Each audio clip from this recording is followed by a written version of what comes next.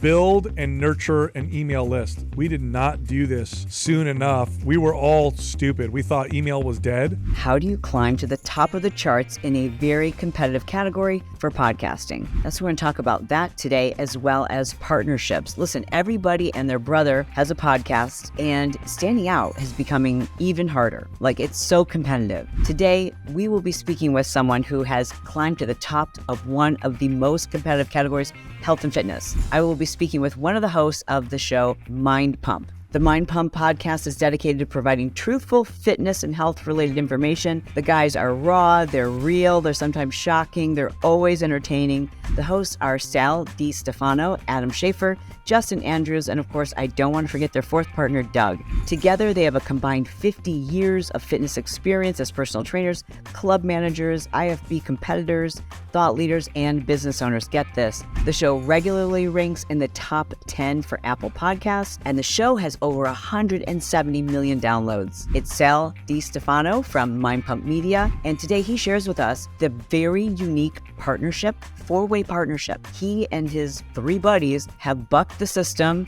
ignored conventional advice and wisdom like, don't get a partner, do this stuff yourself, and they split everything four ways. And when I say everything, I literally mean everything. Your mind's going to be blown when you hear about their relationship and how, because of the trust they have with each other and their belief in each other, I believe it's one of the reasons why the show is so popular. So if you're not already following them on YouTube, you definitely need to. They are a top-ranked podcast, and today Sal sits down with me to share exactly what it took from the very beginning, the strategies, how they've monetized the show, what they're doing today to monetize the show. We talk about merch, we talk about community, Facebook groups, live events, the strategy behind using a YouTube channel to grow the show, and so much more. This guy is completely forthright.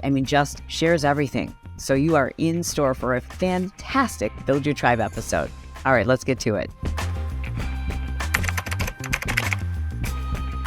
So you are absolutely, the team, all four of you are absolutely killing it in the podcast space.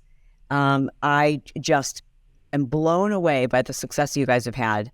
Tell me about what you think really catapulted the show. Because when did you start the show? 2016, I think is. Okay. So we've been, I think, about 2016. Is that right, Doug? When did we start the podcast? Sorry, 2015. So I'm off by a year. So 2015 is when we started. We all met. And has it always been the same format? All four? Well, actually, three of you on camera, one off camera. Yes, and it wasn't camera at first. It was just podcast. We added the camera a little later on. But we're just as blown away by the success. To be honest with you, we love it. We absolutely love doing it, and I think I'll speak a little kind of generally on the success, and then I'll get a little bit more, I guess, granular. But overall, we honed our skills through training everyday people for years and years and years and years. And what you learn as a trainer, and here's what I mean by that, because people think, oh, you learn how to exercise, you learn technique and all that stuff. No. When you get good as a trainer, what you really learn is how to communicate fitness. This is what you really learn. Like, how can I get Mrs. Johnson to take these steps and to adopt these new behaviors forever, right? So you have to learn this. I'll give you here's a silly example, right? When I was an early trainer, I used to get this a lot, right? Like, I don't have a lot of time to work out. I have kids and a mortgage and a job, and so I just don't have a lot of time to dedicate.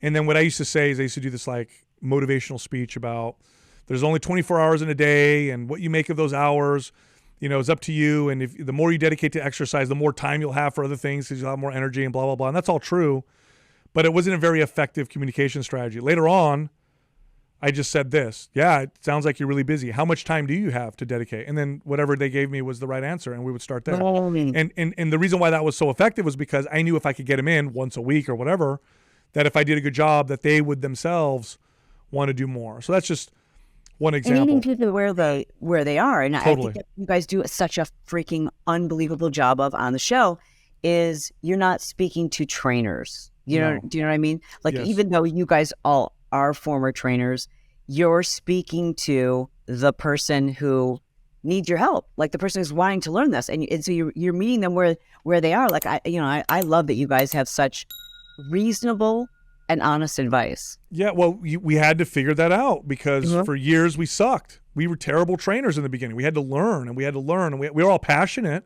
We all love. That's the thing one thing that we all have in common, because my co-host and I, we didn't work together. Okay, we worked in the same industry, but we didn't work together. I didn't meet them until we started the podcast. Oh, you're kidding? No, that was true. But we all trained people for a long time, and we all have a deep passion for helping people. So we all had to figure out how to get people to be able to do this forever. How do I communicate this? How do I communicate nutrition? How do I communicate all the intricacies? And so what does that look like? Okay. So I'll tell you some elements, and this will make sense. If you listen to our show, this will all make sense. As a trainer, if you really want to be good and you want to be effective and you want people to show up and see you week after week, month after month, year after year, they have to want to come see you. So a big part of what you do is not fitness. It's conversation. It's fun.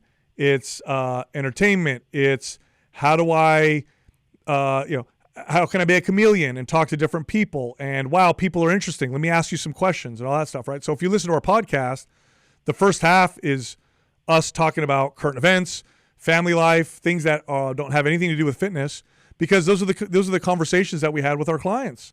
And then we throw the fitness in at the end. Or, when I would train my clients, there was when the opportunities would rise, that's when I would drop the fitness knowledge or the bombs or whatever. And it just, that's one piece that we learned. We learned, what worked, what didn't work, how to communicate it.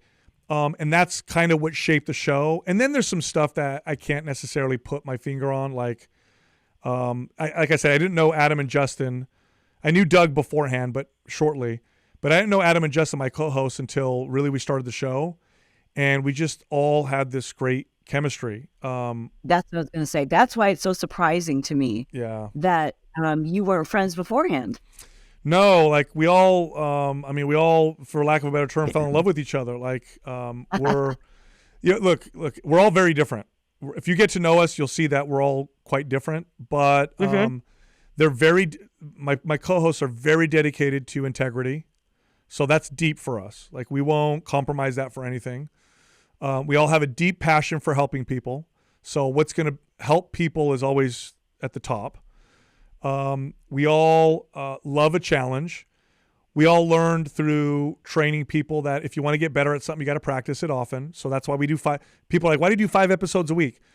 We started 5 episodes a week because we knew how bad we were at media, and we knew if we did more episodes, we would get better faster. So we just did a lot of them to get better faster. And then so you worked on 5? We started with 3 and we very quickly moved to 5 because we wanted to get better quick. Just like practicing an exercise, like the fastest way to get better is to practice it often. So we did that right out the gates. And then, my co-hosts and my partners they have some skill sets and some things that are very complementary. Like Adam is a business savant. I mean, the guy, when it comes to business, is just he's brilliant with it. Justin is so stable and so confident and so secure, and he's also so likable. Justin is so likable, and Adam and I can be a little polarizing. Him and I have the big mouths, right? Justin is there any other show where there's 3 personalities on the mic? I don't know. That's a good question. Are you aware of? I don't think so. And there's a couple where there's 2. I mean, not a couple. There's a lot of shows where there's 2 hosts. I can't think of another show where there are 3 really hosts who are on pretty regularly. And from the beginning, was the idea to launch the podcast as a business, as a moneymaker, as a hobby? Like, what was the goal from the beginning? The idea was for it to be a business, but we didn't monetize for a year. So we wanted to provide so much value. We wanted to prove that we could create that value and that we could create some authority. And after about a year, we had people messaging us saying, how can I donate money to the show? Or can you start a Patreon? Or do you have anything I could buy? Because you've already helped me so much with your podcast. And that's when we know we had a business. But we didn't do anything for a year. We wanted to really build it and do a good job. You wanted it to be a business. Was your plan to monetize it in terms of advertising your own programs? Or was it you thought you would get advertisers? What was the play? The first workout program was created before MindPump ever started. So I created that with Doug. So Doug was a client of mine. That's how him and I became friends. He approached me after about 6 months of training, because he was a fitness fanatic before, came to work out with me, got better results than he ever had before. And so he came to me and he said, Sal, if you ever want to sell anything online, let me know. I have some online sales experience. And that's when I created the first workout program. And then we made the whole digital program. It was the first time I was on camera doing the sales pitch and the, presenting the program and all that stuff. Okay. And we had that all packaged and created, but I didn't have any online authority. So then the next strategy was, I had authority in my local area as a trainer, but on the internet, I'm not like a bodybuilder. I'm not some like crazy looking whatever. And I don't want to go down that road either. So, we're like, how do we create authority? And podcasts came up. Like a podcast would be a great way because you can explain yourself and people can hear what you know. And so that was a bit of an idea. I had known of Adam before. So him and I never really met, but we had friends in common. This is really weird now. At least on 5 separate occasions, I would have people come up to me and say, you need to meet this guy named Adam. Like after the third time, I would be like, let me guess, Adam? And they'd be like, yeah, how'd you know? I'd be like, this is so weird. Wow. And the same thing would happen to him. People would come up to him and say, you got to meet this guy, Sal. You got to meet this guy, Sal. Okay. We never met. Well, anyway, I had remembered him, and him and I had started communicating on Facebook for something different. Just long story short, I had a family member that was battling some really bad chronic illness. I had done some research into cannabinoids. Those are the molecules found in marijuana. Sure. At the time, Adam had actually started the first medical marijuana clubs here in San Jose. He'd left fitness for a second and done that. And so him and I were communicating about that. And then I created the first workout program. And I said, you know what? Adam was in the fitness industry forever. Everybody keeps telling me I got to work with this guy. He's very blunt, and that's Adam. He'll tell you straight up, it's kind of like you, like you're very honest. He'll tell you, and I appreciate that. Yeah. So I messaged him and I said, hey, I created a workout program and I made a digital, where you could, follow it and all that stuff. I said, would you mind giving me your advice, like your opinion on it? And he says, yeah, absolutely. So I sent it to him. He called me back the next day and he's like, we need to meet. He loved it. He's like, we need to sit down and meet. Wow. And so then we all sat down and that's when I met Justin. And this is when the chemistry kicked in, right? We all sat down. Wait, when did the third person, I understand how you and Doug knew each other. How did Justin come into the picture? Justin and Adam. So Justin and Adam had worked together in the fitness industry. I see. And then later we're trying to do other businesses together. They were trying to create this fitness app they were investing in and trying to work. So they knew each other through that. All right. So we all sit down for the first time. Some business history there between the two of them. Yes. Okay. So Adam and Justin and then Doug and I were kind of like. Okay. And then. Okay. Just makes sense. So then we sat down. This was at Adam's house. And this is when the chemistry was like a thing. Like we sat down and we had a 4-hour conversation. Like, you ever do that? You meet somebody and you just like, oh, this is like, I feel like I've known you or we're having this great. So we all pretty talked rare about, though to sit down with 4 people and feel that way about all 4. Yes. It's pretty rare. Very rare. So we had this wonderful, stimulating conversation. All of us had the same ideas about the fitness industry and the direction we want to go and what we thought we could do and what it got wrong and what it got right. In fact, at the time, were you working still full-time in fitness? At that time, I had just sold my wellness studio, but I was still training clients. Okay. And when did you give that up? Gosh, it was when we monetized. So as soon as we started monetizing, like we all very quickly did better than we were doing with our other jobs or careers, and then we all said, okay, let's do this full time. So people listen to the show, people watch the show. That's a question, that point where you say, okay, I'm going all in. I'm going to walk away from my whatever full-time job, or maybe it's another business, different side hustle. My recommendation is always, you're going to know, it doesn't always have to be the moment when, the new income replaces the old income. It's when it has that potential, when it has your full attention. Agreed. So had you already surpassed your income, or were you? No. Knew that was gonna happen? We saw the potential was there. Now, there's a little side note. I had Justin and I were already dads and married. Adam at the time Right. wasn't a father yet. He was still, and so we had some responsibilities, so we were a little bit more careful. Sure. Had I not had those responsibilities, I would have jumped ship much sooner because you could see like this was going to become a thing. But we waited a little bit just to be kind of safe. Nonetheless, we dedicated a lot of time to doing it, even while we did our other jobs. But yeah, it was once we saw that, oh, this is a business, then that was it. I've got a lot of questions for you regarding the podcast. Sure. And we have a lot, I feel like most business owners now, most entrepreneurs, a lot of us have podcasts. So we're going to get into some of those, that secret sauce of why you guys have just exploded. But I also want to ask some questions about the partnership because I just think it's so unique and so rare. Like since I met you guys, I've told your story to so many friends who are entrepreneurs and they're like, what? I'm like, yeah, like they are 4-way partners, like in almost everything. Am I right? Yeah, it's equal. 20, 25, 25, 25, 25. Yeah. It's so hard to do that with someone who you're married to. I know. How do you make that work? It was serendipitous, I think, because look, I'm a serial entrepreneur, so are my partners. I would never recommend somebody do that. Like if somebody came to me and said, hey, I want to start a business. I want to get 3 other partners, all of us, own it equally or whatever. I'd say not a good idea. Probably not going to work out. Yeah. We're all so dedicated to winning that we don't care who's in the front, who's doing what.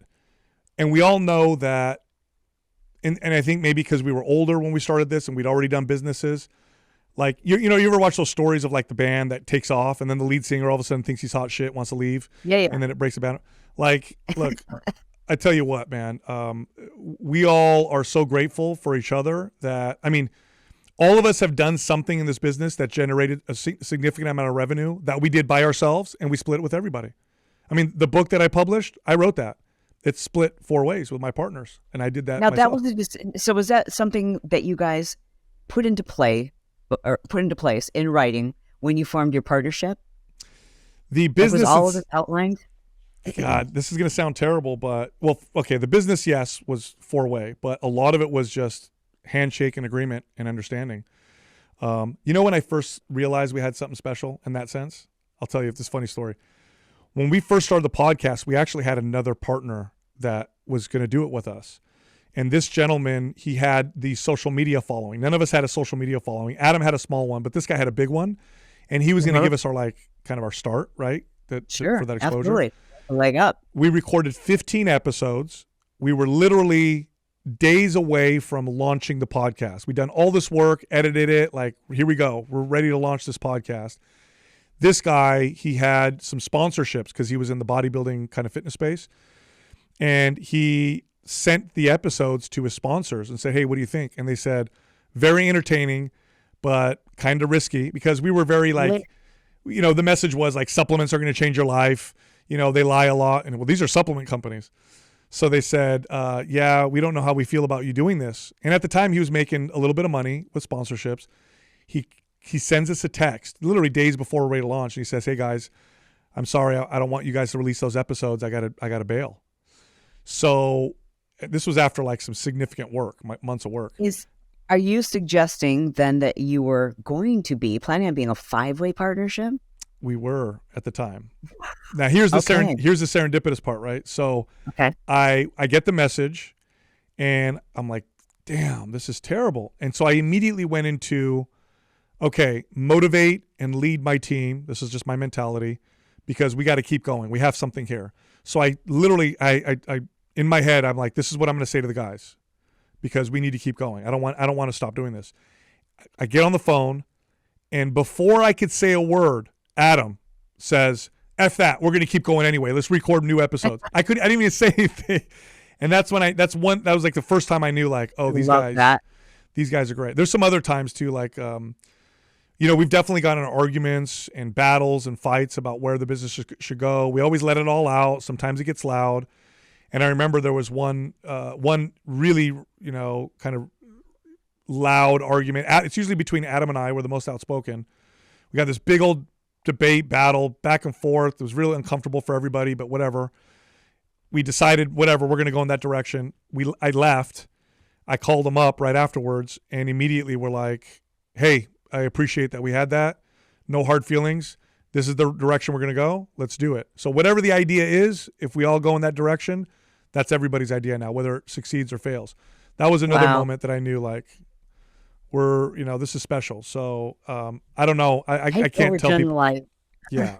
I hate to overgeneralize, but like, I see my husband, or like when I watch my son play basketball, and, the guys will shove each other and be like, you, and just the way and then just like high five each other and slap each other on the butt when they walk off the court. And women, I mean, again, I'm generalizing, but it just sticks around a little longer, and it's hard to forget. I just feel like partly that is going to make it a little bit easier, but there's got to be times where you have had disagreements and maybe even alliances form, and you have got to wonder, like, could there be cracks in the foundation? Do you ever worry about, and do you have a plan in place? Yeah, no, I mean, could there be a deal breaker?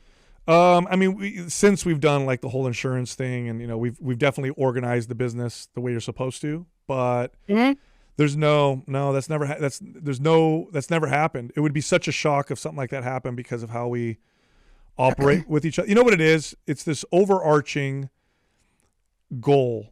Like we all, when we talk about this often, like we do these live events where we meet our fans, and they make us no money. They make us no money, but it grounds us. Every time we do it, it grounds us. And it's this overarching thing, which is we're here to do this thing.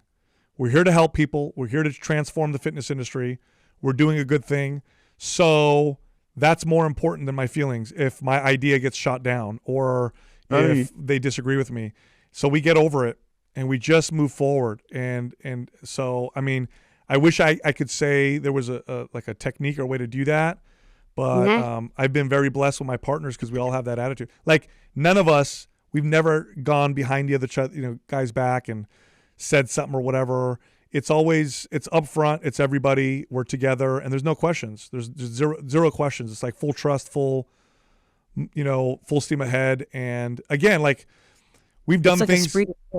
Well, we've done things that I don't agree with. We've done things that my partners haven't agreed with.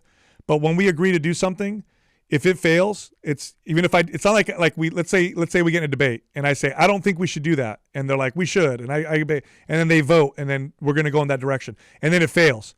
I don't sit there and go, I told you. It's now my idea. It's my idea now too. And I think you learn a lot more from your failures than you do successes anyway. So it's all ours. We've had lots of partnerships, a variety of partnerships. I've always tried to avoid them because, as you learn from business mentors, they rarely work out in the long run.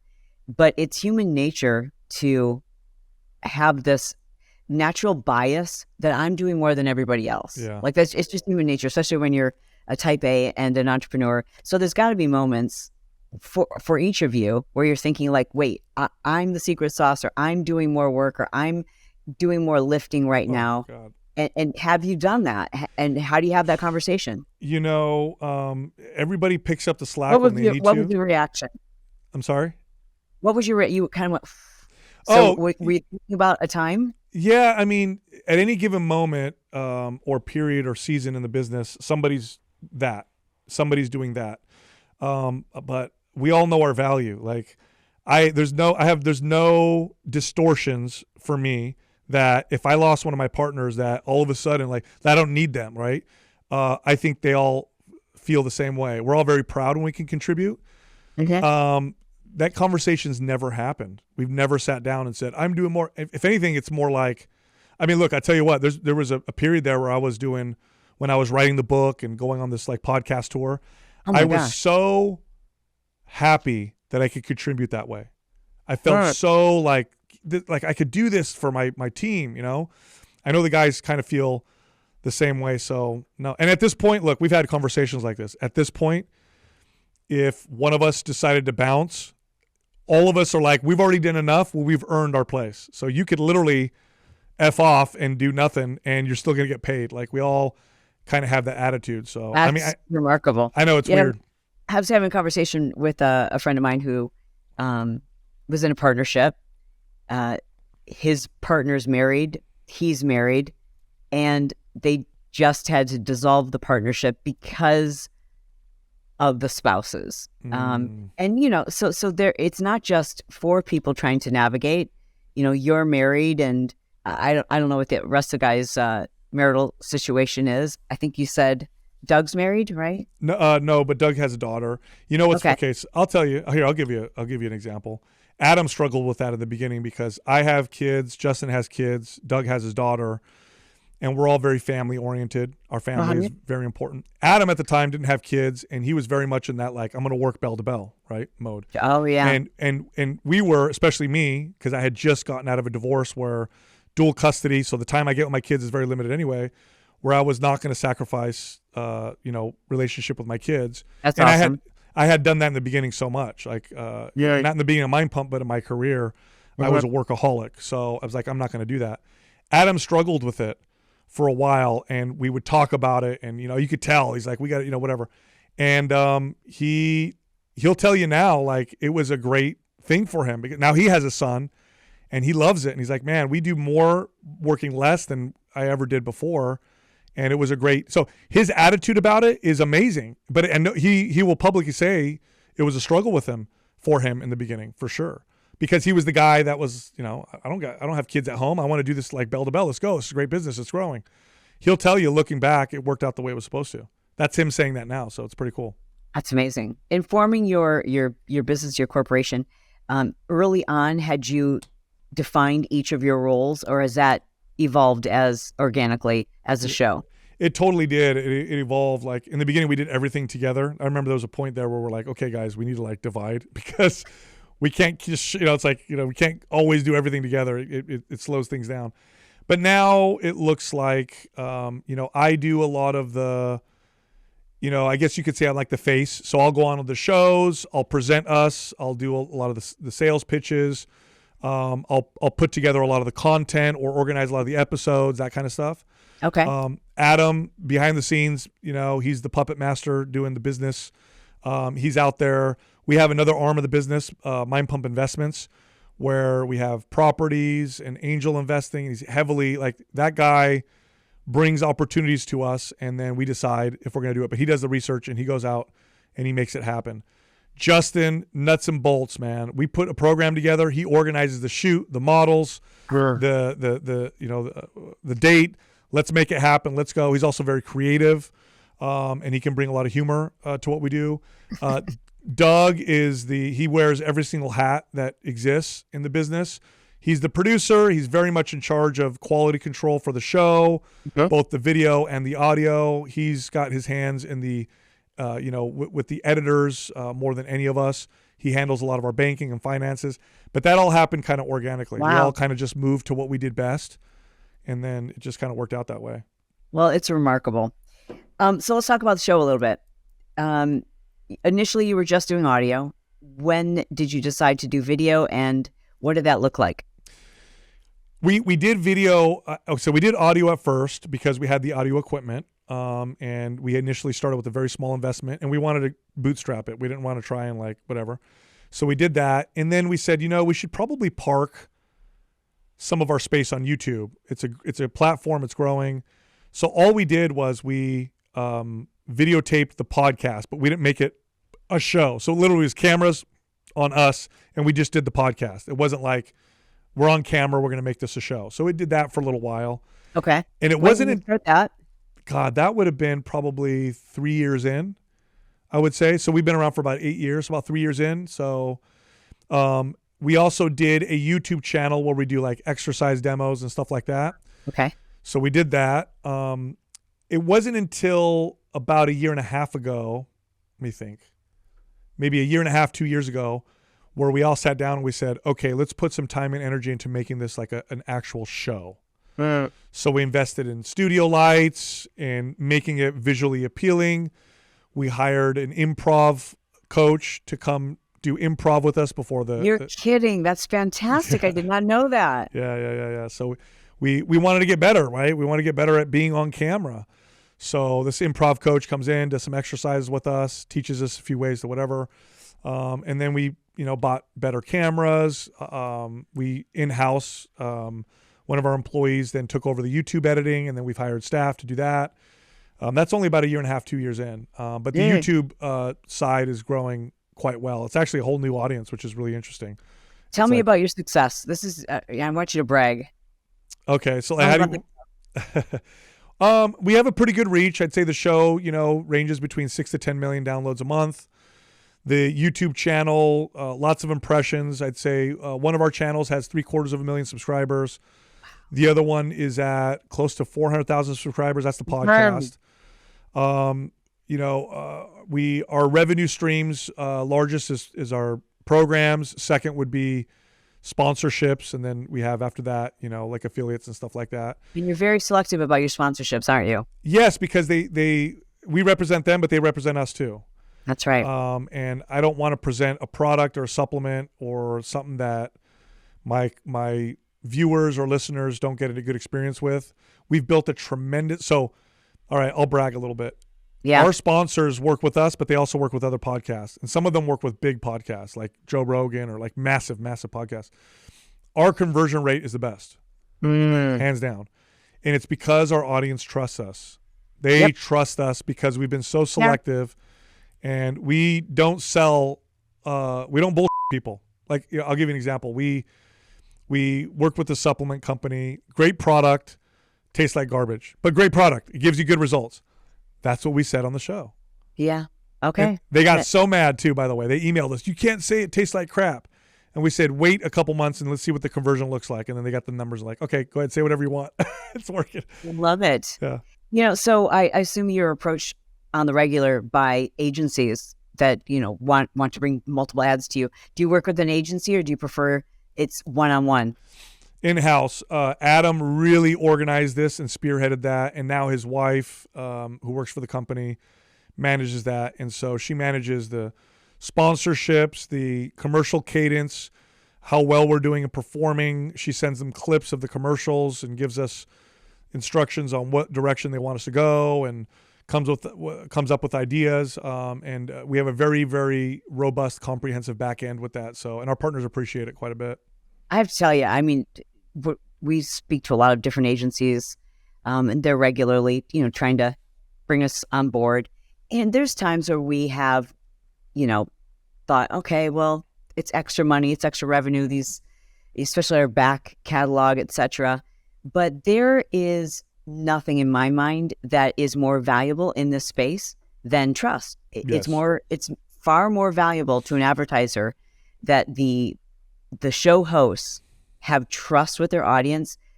That's far more valuable than the number of downloads you have, or how long you've been doing this, how many subscribers. None of that's relevant if you don't have trust. The 100%. There's this like industry standard for how much you're supposed to get paid per 1,000 downloads, and we crush that because our conversion rates are far and above that. Yeah. Because of that, it's because of the trust, and we will not break that. That's the integrity part that I talked about. Like, we've turned down a lot of money because something about the product or the people. This is a whole process, right? They want to work with us.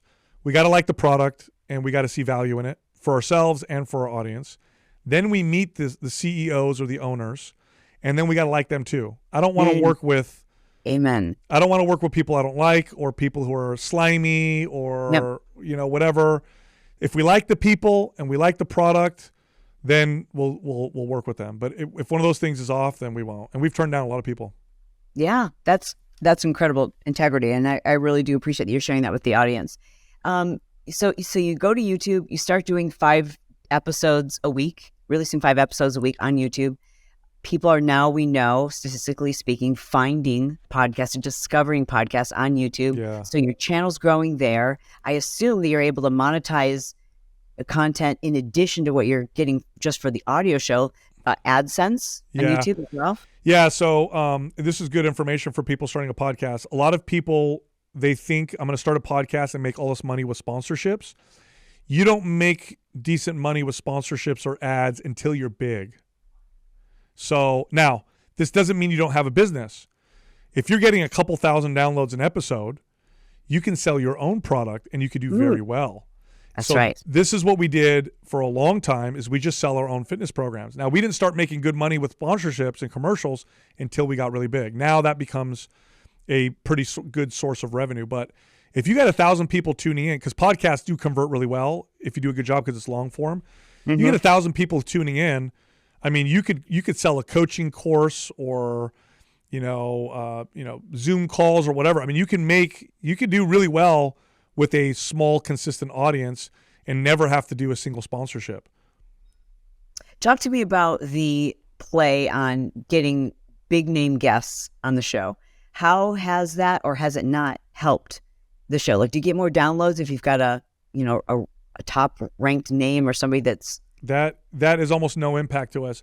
We built the show with just the three of us, and those episodes actually do the best. Now we interview people that we want to talk to, and sometimes we'll get some people coming over, and we're getting better with our interview, I'd say, skills. I think now we're getting decent, but the show is really us. Great. The show's really us. Although I will say this, just full disclosure, that is an area now that we're going to focus on. Is we want to get really good at the interview portion and get good at that. But right now our audience doesn't listen to us for our interviews. They listen to us for us. So we'll have a guest on and it doesn't really perform better than our regular episodes. I can attest to that too. And although I think YouTube might be a little different in that regard, just because, the algorithm is going to serve people up the content of that person if they watch another video with them. So it'll be interesting to see. In terms of audio on podcast, I think it was irrelevant, the guests I had on, because number one, I'm not going to ask them to promote it. If it's someone who's really well known, they're on so many different podcasts. I can't.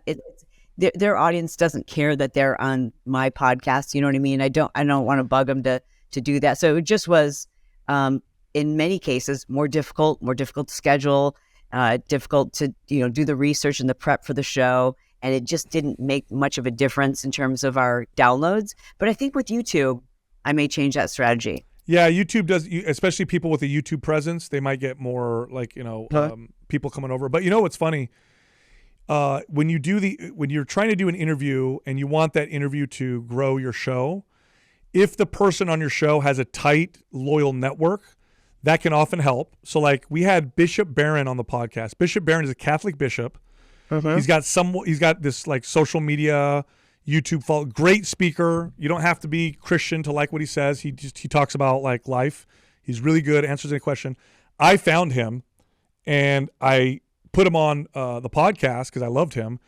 His audience is so loyal to them that he sent the episode to his audience and said, hey, check me out. And then we got this huge surge of new listeners from him. Bishop Barron. And a lot of people didn't even know who he was, right? But because he had his own following. So that's one. And then the second one is if you have a compelling podcast, that'll start to spin and you'll start to see more and more downloads come in. So like if you have a guest on that maybe isn't so well known, but it's a really, really good episode and they communicate something in a very effective way, then you'll see that start to speed up and you'll start to see this accelerating with downloads. And then lastly, the famous person can help, but only if there's something going on with the famous person and you're the first person to get them. Like, so-and-so just divorced his wife or whatever and all this controversy, but he's on your show first. Then you may get. Otherwise, what they typically do is, like you said, they go on these like tours. Yeah. And they've been on 15 other podcasts talking about the same thing. It doesn't do anything. Speak to the amount of, I guess, community and how community has helped grow the show. Or do you guys do things, you mentioned earlier that you guys do a meetup or sometimes hosting events for people who listen to the show. Tell me about your specific strategy when it comes to growing the show with community. Yeah, well, we have a private forum that we started right out the gates. Where, on Facebook? It's on Facebook. Okay. And anybody who bought a program would go in there, and it was a way for us to answer questions and to help, with further coaching. That kind of turned into its own thing where now the members in there are all hardcore fans and they, kind of moderate it themselves, and it's really cool. And we'll pop in and answer questions here and there. Also, we're more concerned with engagement than we are with like views. So you can have all these followers on Instagram, but like how many of them are you engaging with and kind of creating that relationship with? So especially early days when we didn't have, now it's so hard to manage because there's more people, but we were in there constantly answering questions and talking to people and trying to build that sense of community. And then, the live events, we love those. Like we typically what we do is we will organize an event. 100 to 200 people will show up. We tend to keep them around that size. And do you do those all over the country or just locally? Okay. Yeah. No, we've done them. We did one in Colorado, Texas, obviously a couple in California. I can't think where else. We've done them kind of all over. And they're great. They're a lot of fun. You get to meet people. You get to hear their story, how we impacted them. It's always really. And how do you organize them at that event? What is it? Just them getting to know each other? Do you have activities planned? Is there workouts? No. Usually what it is it'll be like a meet and greet. So they'll show up early. We'll talk, hang out, whatever. Then the event itself, when we get up on stage, answer questions, tell stories, have a lot of fun. Then afterwards, take pictures, hang out. Usually that goes on to late in the evening. And then we may do like a exclusive whatever where we take a smaller group of people and go somewhere and hang out. And there may be a dinner with a small group at some point, maybe the day before or something like that. So that's like the format that. Are you an introvert or an extrovert? Both. Oh, yeah. So how do those events impact your energy? Oh God, while I'm doing them, I'm so energized, and then afterwards, I'm so tired. Yeah, I love it. Yeah, that's great. Yeah, anything else are you doing merch? Anything else that helps community identify with the show? Yeah, we have merchandise. The programs, people will do that. We have a really strong community of trainers that listen to us because they listen to us communicate health and fitness, and then they learn from that and they communicate it with their clients. So they're actually probably our most loyal, I'd say, fan base. Like we do these trainer events where we work with a company called NCI. They do online nutrition coaching certifications, and that is insane. We show up there, and like you're looking at 500 coaches and trainers, and they line up. They just want to talk to us, and it's amazing. It's really humbling. It really is. It's really humbling. Yeah. And the merchandise, is that a big piece of revenue or something you guys don't do much with? It breaks even. Okay. Yeah. How about a paid tier? Do you have a like a Patreon or an exclusive place for people? We're going to, though. That was your suggestion. So we're probably going to record episodes that are much more uncensored, off the rails, that only money. Yeah, and so you convinced us of that, so we're going to pursue that. I'm all over that. Yeah. So that'll be fun. Your audience, I mean, that's a no-brainer, and it's so fun to do. That's like uncensored. I mean, even as honest and transparent as you guys are, I'm sure for all of us, there's these things where you're like, oh, I can't say that. Yeah. You know what I mean? But you also know that when you're with your truest, most loyal fans, they understand, they have a sense of humor, Oh yeah. Which I feel like the internet sometimes does not. Oh no, it'll be a good time. I mean, we're excited you talked us into it, and selfishly we're like, yeah, we want to do that. That sounds like fun. We get to hang out and do another podcast and maybe have a few drinks. Let's do it. Okay. And in closing, is there one piece of advice or maybe one thing that you wish you had done differently or had done sooner that would have made a difference for the show? Yes. Build and nurture an email list. We did not do this soon enough. We were all stupid. We thought email was dead. And then our friend who has a supplement company and also sells books and stuff, he goes, you guys got to do email. And that was such a huge game changer for the business. So build an email list, nurture it, get them to want to read your stuff. And that it's like one of the easiest ways to market your products and services. Super easy. Dude, you just ended the show with my love language. That was awesome. Well, thank you so much for being here as a guest on Build Your Tribe. I want everyone to make sure they check our show notes down below. Be sure you follow their podcast. Like you guys did, and in fact, I'm going to link to it. You guys did a podcast where you broke down a lot of just kind of the nuts and bolts, even talking about audio and equipment. And I thought that was phenomenal. Definitely not a normal topic for you guys, usually talking health and fitness, but I think there's so much to learn from the way they're doing their shows. So be sure to subscribe to them on YouTube and, of course, wherever you're listening to your podcast. Thank you so much. For being here. Thank you so much. Love you. You guys, you're great. Thank you. Thank you so much for all your time today. It was awesome. Appreciate All it. right. I want to mention before we go, Sal's written an incredible book. It's called The Resistance Training Revolution. If you're getting into strength training, I mean, I know this is a business channel, but I find that a lot of entrepreneurs are also health-minded, fitness-minded as well. So if resistance training, strength training, lifting weights is something that you're interested in and learning about, I really think this is kind of like a 101 book, but it's so foundational. And again, great guy. You'll love the book. I liked it on Audible. Be sure to follow them on YouTube and, of course, subscribe to their podcast. If you're into health and fitness, like I said, I will link to the show where they really broke down the nuts and bolts of what they do to produce their show on one of their previous episodes. I think you'll find that really interesting as well. If you've enjoyed this, please be sure to double check and make sure that you are subscribed. Don't forget to hit the subscribe button if you're watching on YouTube. Hit the like button. Let me know what or who you would like to see next on the show. And as always, I just want to say thank you for being here. It's my goal to be brief, to be bright, to make it fun, and then be done. We're done. See you soon.